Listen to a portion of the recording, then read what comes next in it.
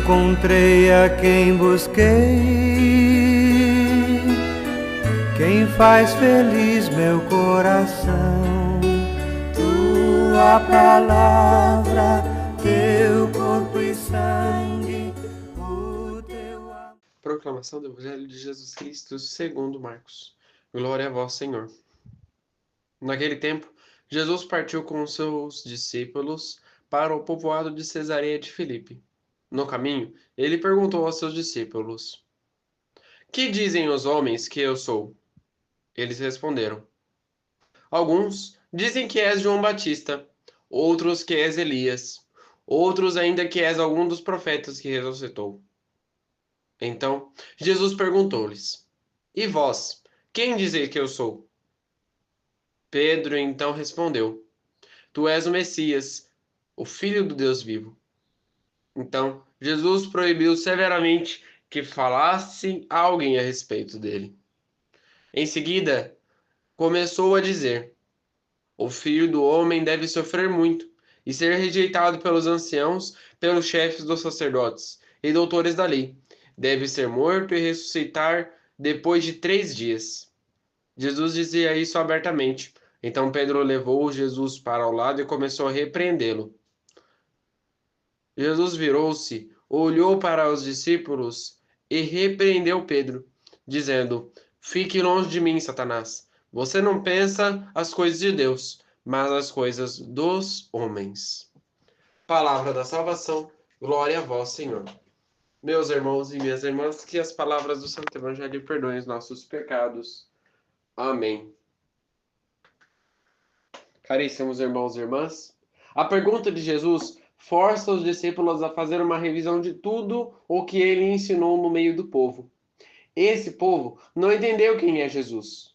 Os discípulos, porém, que acompanham e veem tudo o que Jesus tem feito, reconhecem, agora, através de Pedro, que Jesus é o Messias. A ação messiânica de Jesus consiste em criar um mundo plenamente humano, onde tudo é de todos e repartido entre todos. Esse messianismo destrói a estrutura de uma sociedade injusta, onde há ricos à custa de pobres e poderosos à custa de fracos. Por isso, a sociedade vai matar Jesus. Caríssimos irmãos e irmãs, mas boa reflexão que Jesus nos traz no Evangelho de hoje. Ontem eu falei exatamente sobre este ponto. Quando nós precisamos de algo, quando nós necessitamos de alguma coisa, nós desesperadamente recorremos a Jesus. Quando nós estamos passando por algum apuro, ou alguma doença, alguma coisa que nos atrapalhe na nossa missão, nós imediatamente recorremos a Jesus. Aquelas pessoas não eram diferentes. Elas recorriam a Jesus. Mas diferentemente de escutar a palavra, aprender sobre a palavra, as pessoas somente escutavam e não a colocavam em prática. Estavam preocupadas demais com seus problemas. Jesus nos reforça a ideia de que o problema que nós sentimos, as dores que nós passamos, nós devemos, acima de tudo, confiar nele. Confiar nele todos os problemas. E não entregar o problema para ele. Se você entregou o seu problema a Jesus, pode ir lá e pedir para ele o seu problema de volta. Porque ele não vai resolver o seu problema.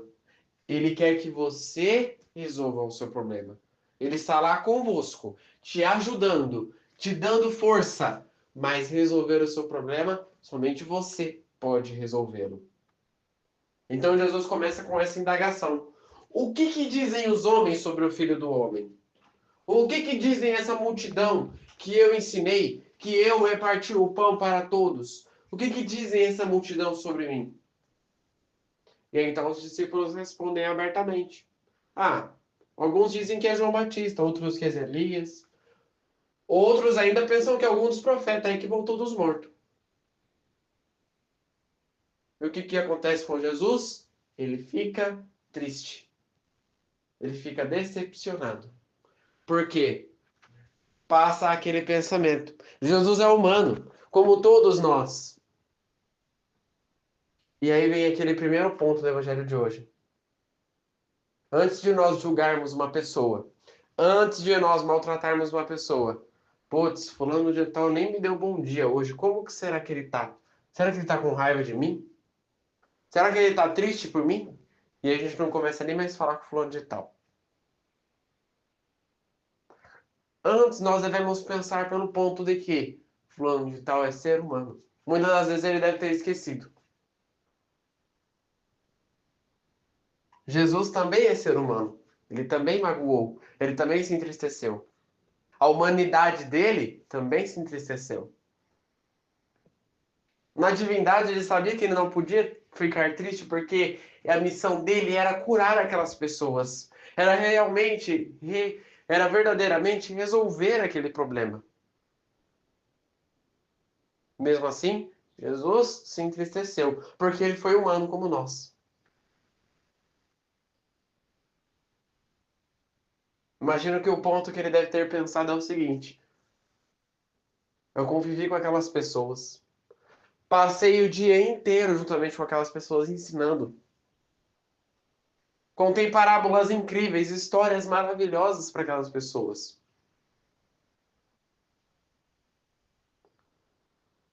Eu realizei milagres inúmeros para aquelas pessoas e elas não me agradeceram e nem compreenderam quem eu sou. Não tenhamos um coração de pedra. O primeiro ponto do evangelho de hoje é esse. Não podemos criar o nosso coração um coração de pedra. Porque a partir do momento em que nós fazemos isso, o nosso coração vai se fechando e nós não estamos capazes nem de abrir aquilo que é novo. Ficamos presos no passado. Ficamos travados naquilo que é antigo. Segundo ponto do evangelho de hoje. Jesus, mesmo na sua tristeza, pergunta aos discípulos: e vós, quem dizeis que eu sou? Quando a gente gruda muito tempo num amigo, a gente começa a pegar aquelas coisas que são coisas que ele mesmo tem, ações que ele mesmo tem. É típico de fulano fazer isso. Ah, fulano faz isso, é a cara dele fazer isso. Convivo com ele há tanto tempo. No caso de Jesus, os amigos dele precisavam verdadeiramente saber quem era Jesus. Porque eles conviviam com Jesus praticamente o tempo inteiro. Eles viviam com Jesus. Um amigo fiel é aquele que entende verdadeiramente o ponto do outro. Então, o segundo ponto do evangelho de hoje é esse. Um amigo verdadeiro é aquele que escuta o que o outro tem a falar. É aquele que está disposto e aberto a escutar aquilo que o outro vai dizer, porém, é aquele que conhece o outro. Uma coisa é você conhecer, outra coisa é você falar que acha que conhece. Porque qual que é a diferença? Quando a gente conhece verdadeiramente uma pessoa, a gente sabe que os costumes dela não são os mesmos dos nossos. Portanto, nós não vamos tentar colocar uma coisa que nós fazemos na cabeça da outra pessoa. Eu posso tentar convidá-la, mas colocar eu não vou conseguir. Porque é a cabeça dela e não a minha.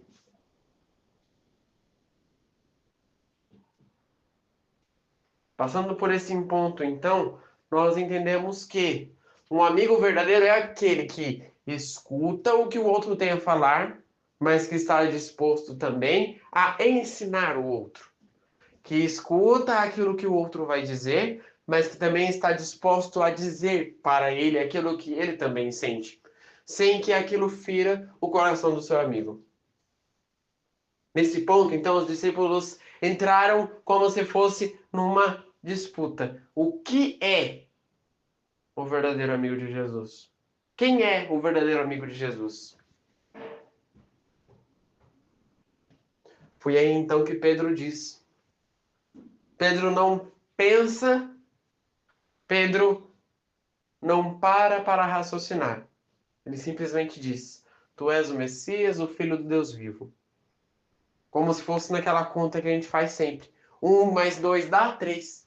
Não precisa pensar. Não precisa raciocinar. Por quê? Porque depois de tudo que eles viram, depois de tudo o que eles conversaram, depois de tudo o que eles falaram, era justo que Pedro soubesse. E como eu falei, Pedro e João, eu falei isso ontem, foram os dois que mais tinham certeza daquilo que Jesus era e daquilo que Jesus iria fazer. Já que foi Pedro e João que viram e acreditaram na ressurreição de Cristo.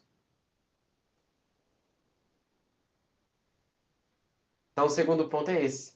Precisamos de amigos fiéis. Precisamos de amigos confiáveis. Não é aquela pessoa que diz ser amigo, mas depois vai lá e entrega você para qualquer coisa que acontece. Não é aquela pessoa que diz, você é meu amigo do peito, mas aí vai lá e te mete numa encrenca. Ou briga com você porque os costumes dela não são os mesmos que os seus. Não, é um amigo disposto a fazer de tudo para não perder aquela amizade. Terceiro ponto. Ao ouvir estas palavras, Jesus pede para eles ficarem quietos. Porque ainda não tinha chegado a hora dele. E aí ele começa dizendo: o Filho do Homem deve ser entregue, morto, crucificado e ressuscitar no terceiro dia. E aí então Pedro o chama no canto e começa a dizer a Jesus: que o Senhor te livre disso. Pelo amor de Deus, que isso não aconteça com você. O que Jesus faz? Dá um certo ensinamento para ele e para cada um de nós. Jesus diz o seguinte: afasta-te de mim, Satanás. Tu, para mim, é uma pedra de tropeço. Caríssimos irmãos e irmãs, a resposta final para esse evangelho é bem simples. Quando nós temos um objetivo, nós não podemos deixar que o medo atrapalhe a gente. Pedro estava com medo de perder Jesus. Porque qual que era o medo? Depois de tudo que eu segui com esse cara, eu abandonei barco, pesca, para poder seguir com esse cara e pescar pessoas como ele me disse. Aprender coisas com esse cara.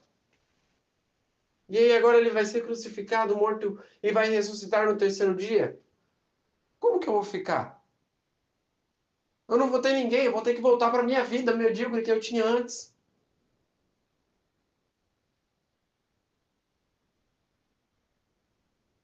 Quando nós estamos com medo de perder algo, porque, eu vou retornar para aquilo que eu tinha antes.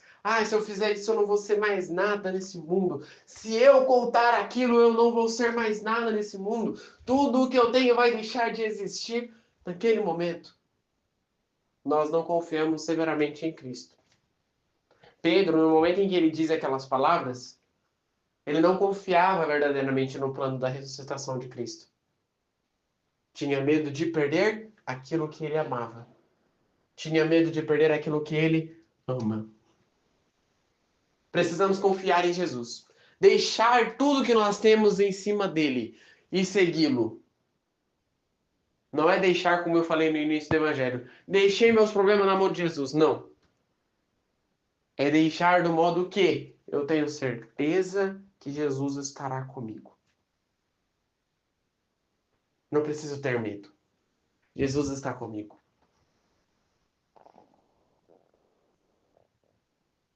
Não preciso ter nenhum problema. Jesus estará comigo. E se Jesus está conosco, não podemos ter medo.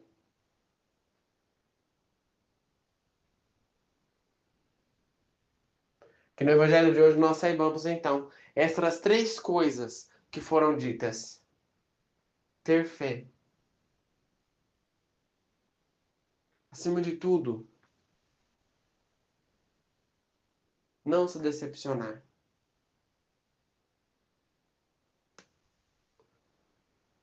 Arrumar amigos fiéis, capazes de fazer de tudo para ver a pessoa feliz e fazer de tudo para ver a pessoa fazendo o certo. E confiar em Cristo sempre. Rezemos juntos. Pai nosso, que estais nos céus, santificado seja o vosso nome. Venha a nós o vosso reino. Seja feita a vossa vontade, assim na terra como no céu. O pão nosso de cada dia nos dai hoje. Perdoai as nossas ofensas, assim como nós perdoamos a quem nos tem ofendido. E não nos deixeis cair em tentação, mas livrai-nos do mal. Amém. Que no dia de hoje fique na paz e na alegria de Deus.